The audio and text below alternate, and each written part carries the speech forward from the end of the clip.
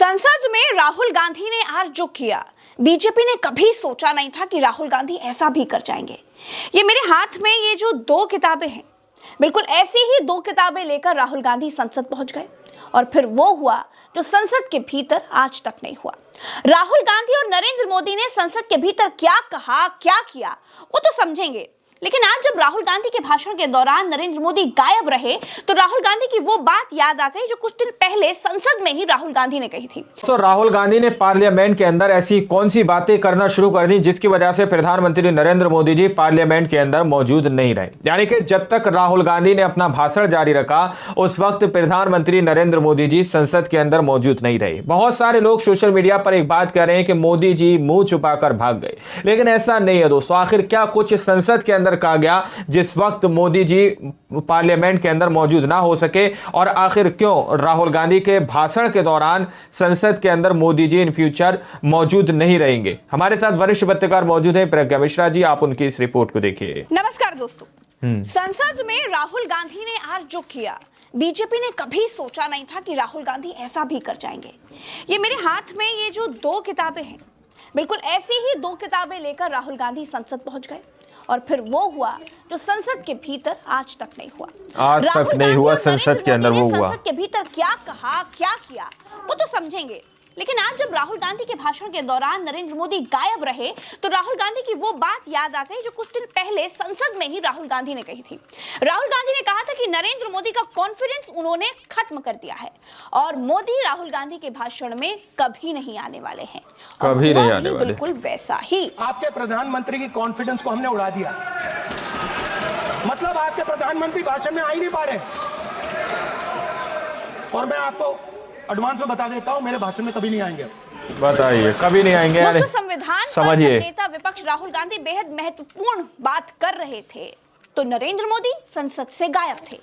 ऐसा नहीं था कि नरेंद्र मोदी विदेश यात्रा पर थे, मोदी दिल्ली में ही थे, लेकिन संसद में नहीं थे। इसके बाद मोदी संसद में बोलने के लिए आए तो एक सांसद भाषण दे रहे थे तो उनके ऊपर से कैमरा हटाकर मोदी के आगमन पर सारे कैमरे बिछा दिए गए। भाजपा सांसदों में मोदी जी के आगे हाथ जोड़ने का कंपटीशन लग गया। सबने हाथ जोड़े, लेकिन नितिन गडकरी कुछ असमंजस में दिखे कि हाथ जोड़ें कि ना जोड़ें, लेकिन जब तक जोड़ते तब तक बड़ी देर हो चुकी थी। राहुल गांधी के भाषण से नरेंद्र मोदी गायब थे तो राहुल गांधी ने भी मोदी का भाषण सुनना जरूरी नहीं समझा। ये देखिए, केसी वेणुगोपाल मोदी के भाषण का पान कर रहे हैं। राहुल गांधी की कुर्सी खाली है, प्रियंका गांधी अपनी जगह पर दिखाई दी।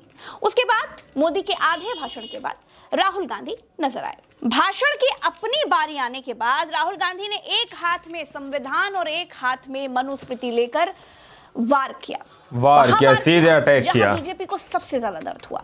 यानी संसद में संविधान पर चर्चा में राहुल गांधी ने पहला हमला सावरकर पर कर दिया। राहुल गांधी ने कहा कि मनुस्मृति वेदों के बाद सबसे ज्यादा पूजनीय किताब है, आज मनुस्मृति ही कानून है, ये सावरकर ने कहा था। भारत को संविधान से नहीं मनुस्मृति से चलाया जाना चाहिए। भारत के संविधान के बारे में सबसे खराब चीज ये है कि इसमें कुछ भारतीय है ही नहीं, ये बात सावरकर ने कहा था। इतना कहना भर था, उसके बाद तो ऐसा लगा जैसे बीजेपी को किसी ने पेट्रोल छुआ दिया। And I want to start my speech by quoting what the supreme leader, not of the BJP,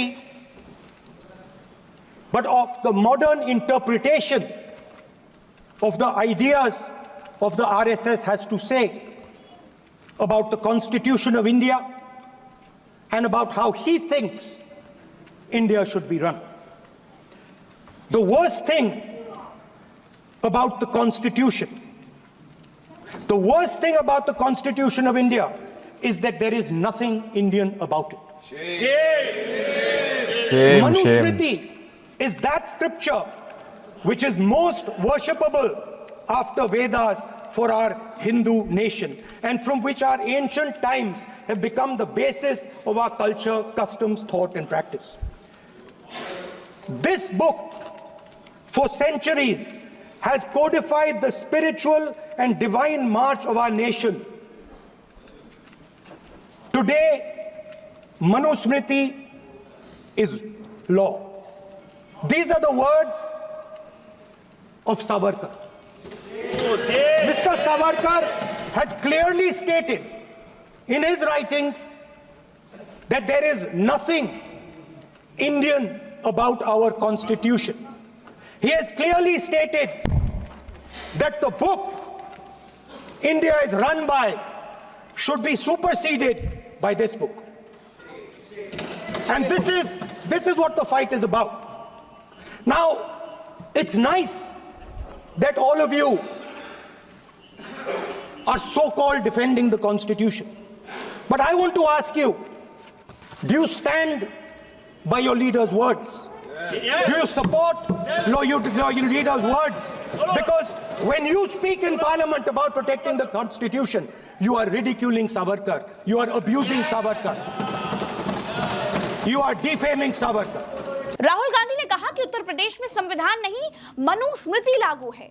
बताइए, उत्तर प्रदेश के अंदर 2020 में रेप के बाद मार दी गई दलित बिटिया के परिवार को घर में बंद कर दिया गया है, क्योंकि ये मनुस्मृति ये कहती है कि रेप पीड़िता परिवार को घर में बंद करके रखना चाहिए।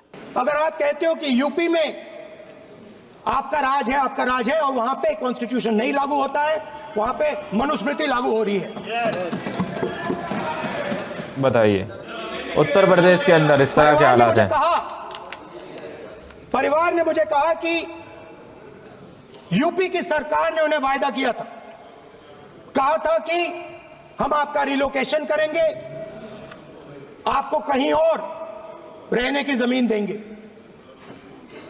आज तक 4 साल हो गए हैं, आज तक उनका रिलोकेशन नहीं किया गया है।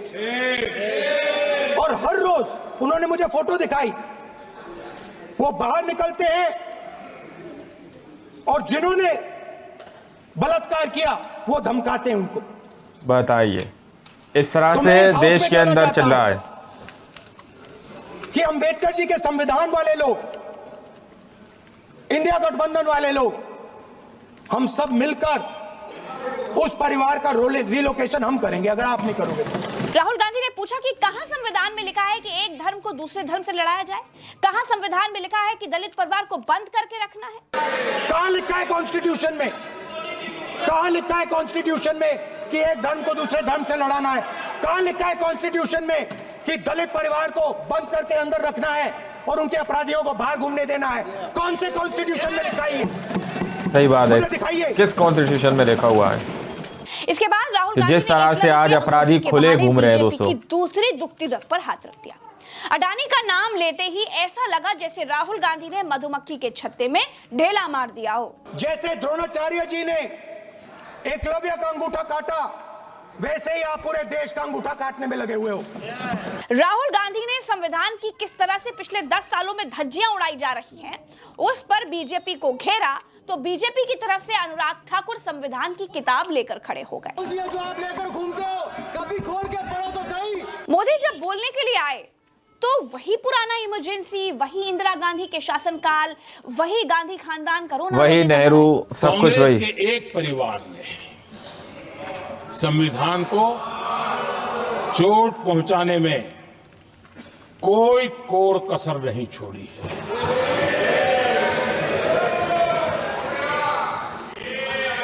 और मैं इसलिए एक परिवार का उल्लेख करता हूं कि 75 साल की हमारी यात्रा में 55 साल एक ही परिवार ने राज किया है। इसलिए देश को क्या क्या हुआ है ये जानने का अधिकार है।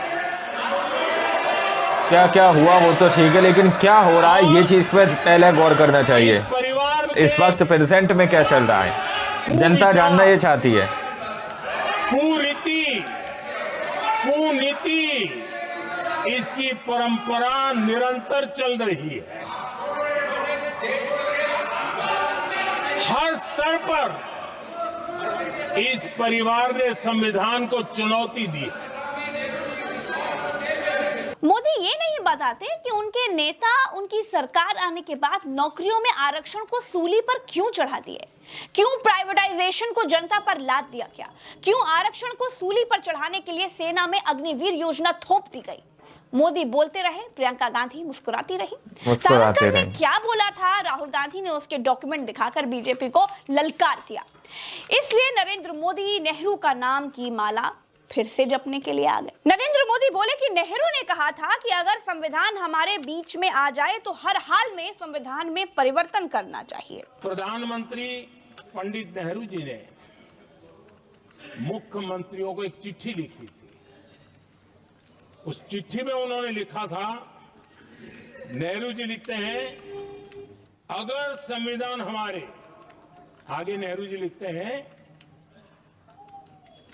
अगर संविधान हमारे रास्ते के बीच में आ जाए, ये नेहरू जी लिख रहे हैं, अगर संविधान हमारे रास्ते के बीच में आ जाए, आगे नेहरू जी कह रहे हैं, तो हर हाल में संविधान में परिवर्तन करना चाहिए। ये नेहरू जी ने मुख्यमंत्रियों को चिट्ठी लिखी। कुल मिलाकर मोदी से अपेक्षा थी कि कुछ नई बात बताएं, नई बात कुछ नई करेंगे बात कहते हुए संसद नजर के आएंगे। अंदर, लेकिन वो इंदिरा, पार्लियामेंट नेहरू, में। गांधी खानदान और कांग्रेस से आगे बढ़ ही नहीं पाए। जनता ने अहंकार में डूबी बीजेपी को 2024 में वो करंट दिया कि मोदी संसद से लेकर भाषणों तक संविधान के नाम की रट्टा मार रहे हैं, माला दिल में जप भले रहे ही ना हैं। हो, लेकिन आज पूरी बीजेपी संविधान नाम की माला जपने पर मजबूर तो हो गई है। मोदी ने इतिहास के तमाम उदाहरण दिए, लेकिन इतिहास के बारे में मोदी क्या क्या उल जुलूल उदाहरण दे चुके हैं उससे देश पहले से वाकिफ है। इसीलिए जो डेटा नरेंद्र मोदी निकाल करके लाए थे, जो कोड वो कर रहे थे, वो सच है या झूठ, ये कहना मुश्किल है। आज दोस्तों वो समय आ गया है कि संसद में बोली गई बातों का भी फैक्ट चेक किए बिना उसे सच मान लेना भी मूर्खता है। इसीलिए सुनिए सबकी, समझिए सिर्फ सच की। फिलहाल के लिए इतना ही, हमें दीजिए इजाजत। राम राम, दुआ सलाम, जय हिंद। अगर चैनल पर नए हैं तो सब्सक्राइब जरूर कीजिएगा। नमस्कार दोस्तों, आप लोगों ने इस वीडियो को शुरू से आखिर तक देखा। वीडियो के अंदर साफ तौर पर आप लोगों ने सुना, राहुल गांधी सीधे तौर पर कह रहे हैं कि अभी मेरे भाषण के दौरान प्रधानमंत्री नरेंद्र मोदी जी पार्लियामेंट के अंदर मौजूद नहीं है।